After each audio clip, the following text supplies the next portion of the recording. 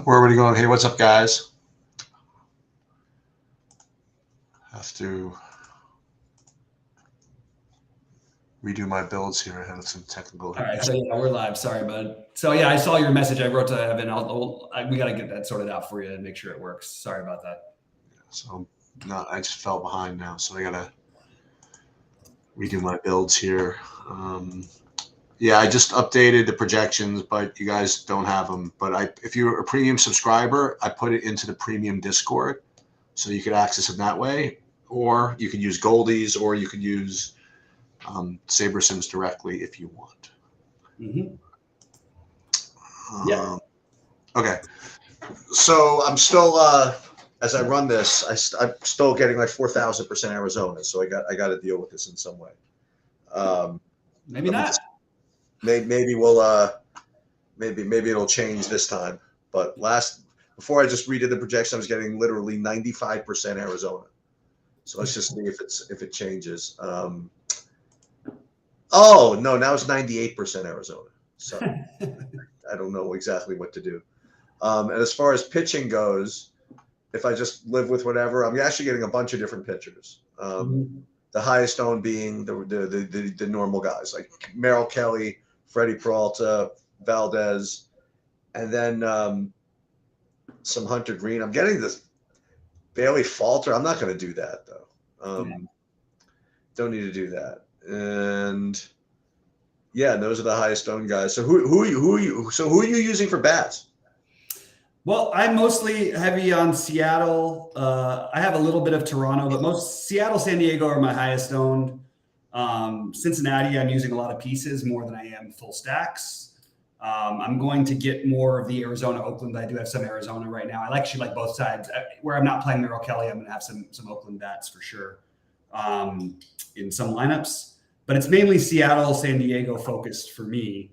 And with Arizona probably being the next one along with Cincy. I mean, but I'm just not fully stacking Cincy. I am probably going to get to some Atlanta. I think they're going to let this kid actually pitch and see how he does for Texas. He's a high-level prospect, but he's a high-level prospect that's kind of an oddball. He doesn't throw hard. He uses a lot of off-speed stuff. And if you're not finding the zone with that against his Atlanta team, they really may make you pay. So I've come a little more onto Atlanta as a potential idea going forward, but mostly still Seattle, San Diego, then Arizona for me. How I'm curious where the ownership is going to end up on Arizona, because I actually think they're going to be huge chalk. It just has to be. It can't be huge though. I do think that they may end up being the second highest owned team, but it still could be all guys in the teens, low teens kind of a deal. Right. And, again, it's Oakland. It's not a great hitter's park. Even if they score like 10 runs, there's always that chance that they do it without a home run and a bunch of guys have 10 fantasy points. You know what I mean? Now, when we were doing Seattle, what I was having trouble with Seattle was finding like lefties. I ended up with when I was trying to hand build, I was trying to put some Seattle guys in there. Yeah. So I would get, and the guys I would get like J.P. Crawford, I get switch hitting Cal Raleigh, and then the other guy, I just didn't know who I was going to play. Like you didn't mind all the righties for Seattle, and Kelenic I liked. Because Tanner Houck is a righty. Yeah. That doesn't bother me. No. Okay. I mean, it's just the nature of it. Like with Seattle, they just don't have a lot of lefties. Right. Okay. And you've got Crawford, and I'm using Colton Wong a pretty decent amount down at the bottom of the order. Okay, that's fair enough. You get those two guys for cheap, and then you play them with Ty France. Even guys like Teoscar Hernandez has hit 8 home runs this year. It's not like he has no power. He's batting 7th, but I just feel like that I think I've restacked them enough ways to where there's none of them that I don't have. Fair enough. And look, we've seen Houck be better than we think sometimes in these situations. On that note, another guy I am going to play some Gilbert today, just because I don't see the huge gap between a lot of top pitchers, and I just think he's a really good pitcher, and I'd rather just bet on these guys even in tough matchups. And we just talked about this the last show we did was on Friday about Bassett, and I can't get over that example that you have guys who are just good pitchers even in tough matchups, especially when they're like sometimes they're there's a weather related thing. look, if you're still if they don't make hard contact off of you in general, it's not like they're going to all of a sudden be crushing the ball just because the weather is better. So I'm willing to take a little bit of a chance on Kirby. Did you end up playing him that night? Bassett? Yeah, I had him in I think I had him in I don't know, two or three lineups out of I don't know, 40 or something. That was a good call too. But it didn't quite pay off for me because I didn't go fully there. The guys who won everything, of course, had the Bassett and Strider in the same game combination. They scored they literally they had enough to probably cash just the two of them alone. But yeah, it's a lot of it's a big slate where I feel like you could do a lot of different things. There's only a few teams that I wouldn't consider. I wouldn't stack against Framber Valdez. I wouldn't stack against Peralta. You could stack. I think you could stack against Peralta. I mean, you can't. It never works. The guy he doesn't get hit hard enough to where it ever seems to work. But I see that St. Louis has a good history against him, but it's not. I don't know. It just doesn't feel. I'm not doing it. I'll put it that way.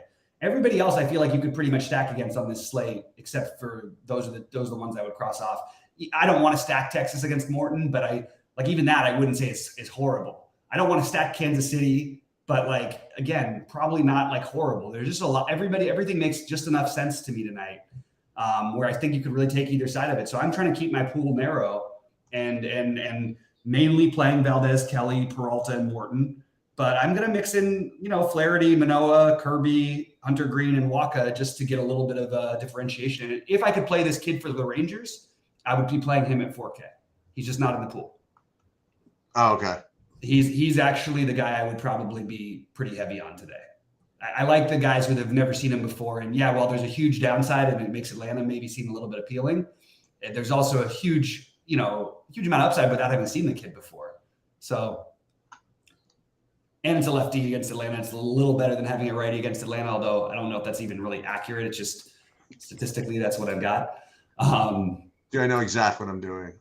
It's you know what? It worked out nicely with my when I was trying to force some exposure in for some teams to take away from Arizona, and it's working out just perfectly. I'm getting Arizona with Seattle, and then I'm getting Seattle, more Seattles, and then I'm also forcing in just for fun, like I mentioned earlier, some Philly just for the hell.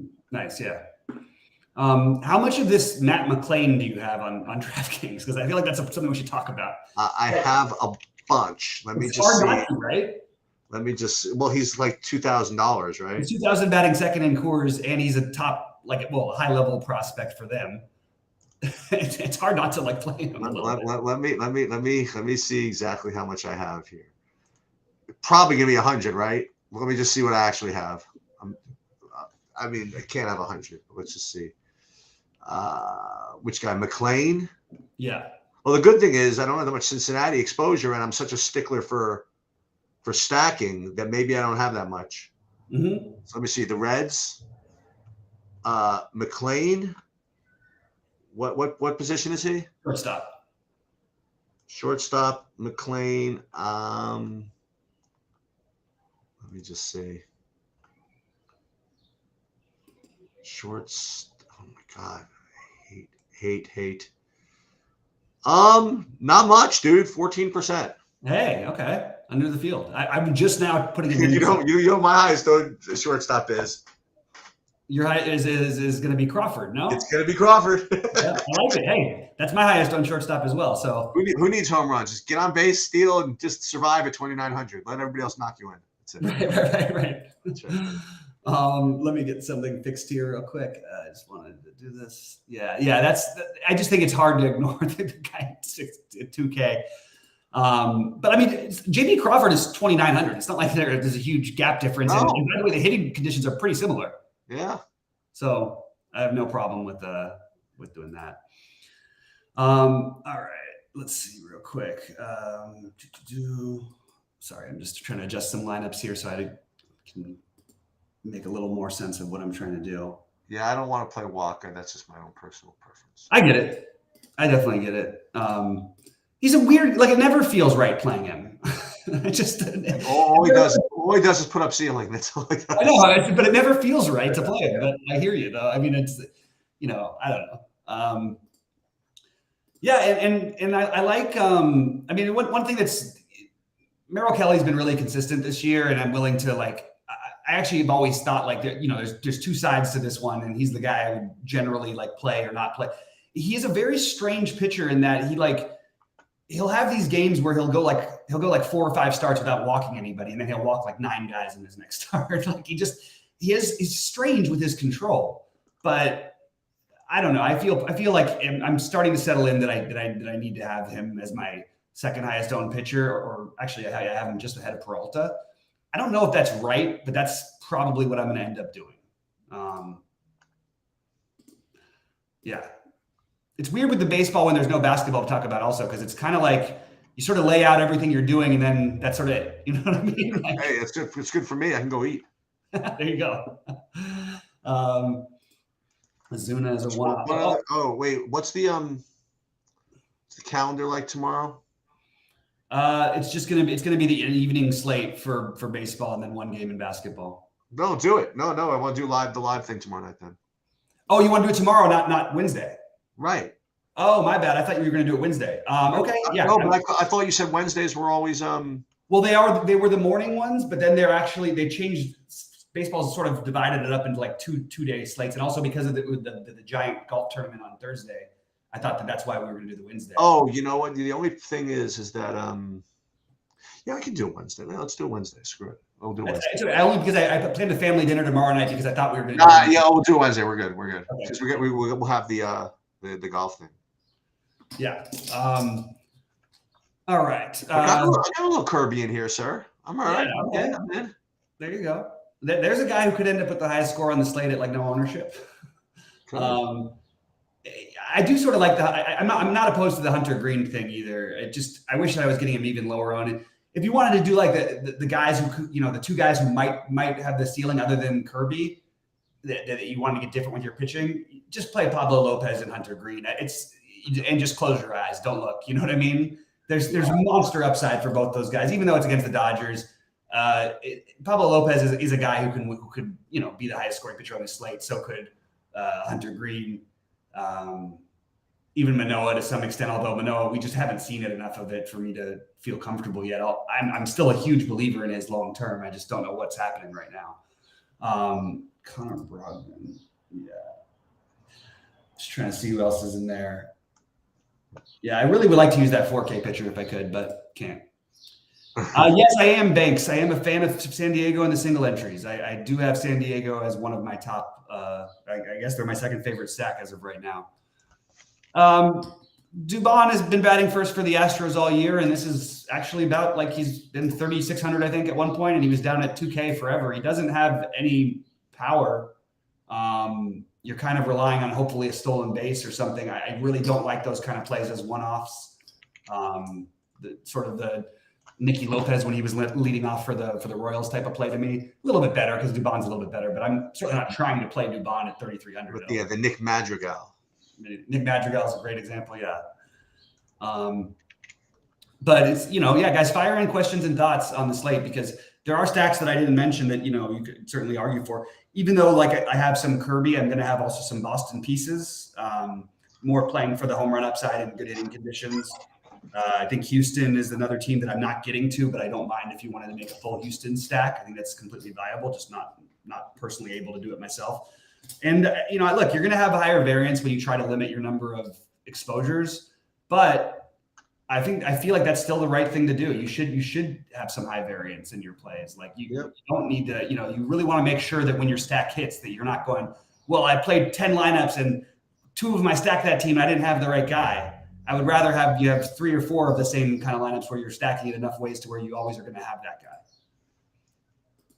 Ooh, I can't believe I can't get both these guys. I'm between Kellenic and I can't play both Kellenic and Carroll. It's tricky. The Seattle thing is an interesting stack because what I'm doing is Julio Rodriguez is not in my main Seattle stacks. No, me neither. Which is just because I'm just tired of betting on. There's tons of expensive outfielders you can plug in. He's been honestly one of the ones who struggled the most for this Seattle team this year, and the other guys have actually just been better. So that's the one thing that I wanted to throw out there. So Banks, I'm trying to understand your question because you're asking if it's okay for Austin Nola as a cheap bat, but then you also before asked about San Diego stack. So you're asking about Austin Nola as a part of the Astros stack. Like I'm not trying to play Austin Nola if I'm not playing the Padres. It's just you're not like it's just a part of the Padres stack, and he's a cheap option at catcher which is a pretty weak position at the bottom. It's the mid range with Raleigh and Stevenson is pretty strong, or the high end, I should say. But I don't think that you're not going to see that many great catching options. So I wouldn't be playing Nola as a one-off, but I do think he's a part of the San Diego stack. Yeah. Mr. Andrew must be playing cash games because I don't know what these conversations like for this one. I like Kim better, than Dubon, but I also don't really know it's hard for me to picture what you're doing as a lineup. Yes. Yeah. As part of your stack, Austin Nola is completely fine.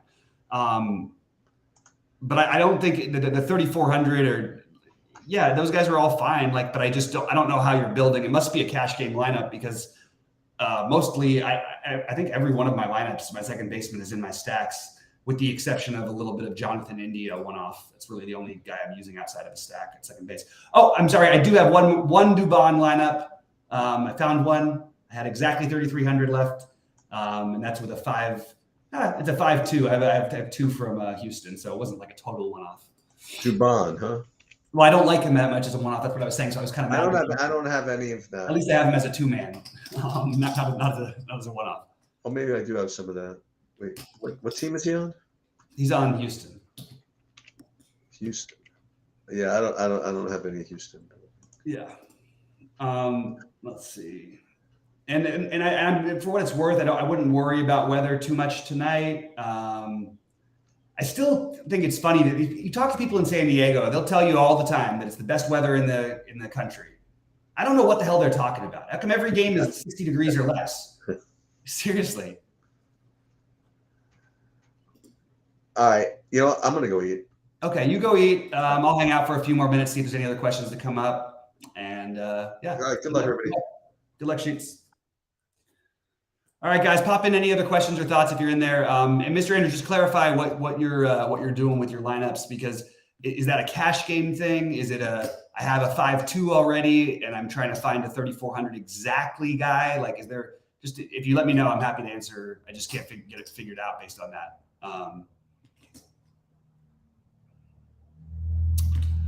All right, it looks like it's pretty dry. So this is what happens when there's no NBA. Usually I'll just go on a rant and I can talk forever on NBA, but there's not a whole lot to talk about left. It's getting into that time of summer, but we do have a hell of a golf tournament coming up. Sheets had a big week this week.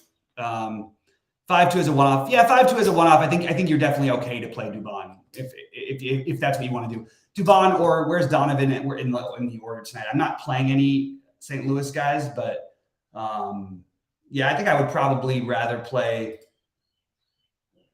I guess Dubon and Brandon Donovan are pretty close. Just seeing if there's any. Yeah, I mean, it's fine. It's totally fine. I certainly wouldn't be trying to build with him in it, but if you're going to get him in, no issue with it. It's just not. It's not the way I would be. It's literally like a last piece type of thing only for me.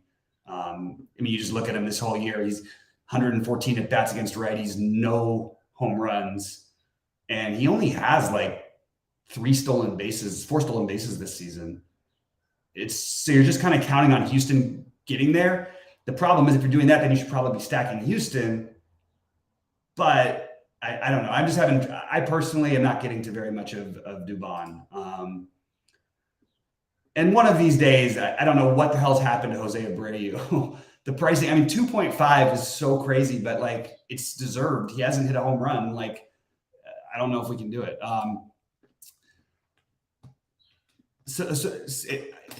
No, I'm using Seattle and I'm very confused, but okay.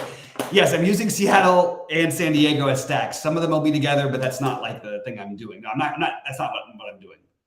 No. I have different secondary stacks mostly, but I do have some of them together. So yes and no.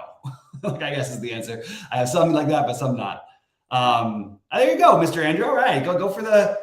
And by the way, you're definitely differentiating a little bit more by leaving a little bit on the table. Not that it matters, but leave a few hundred on the table and play the guy in the batting seventh instead of the guy leading off. Watch Dubon hit a home run for the first time against a righty this season.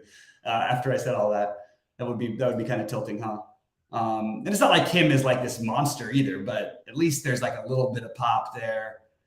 He will run occasionally. It's obviously a very good matchup. Yeah. All right, guys. I think I'm probably going to get out of here because it's sort of drying up a little bit, but I appreciate seeing you guys. Good to see you guys, Mr. Andrew, Banks, and everybody else watching. Good luck. Please hit the like button before you get out of here, and let's make some money tonight. Good luck, everybody.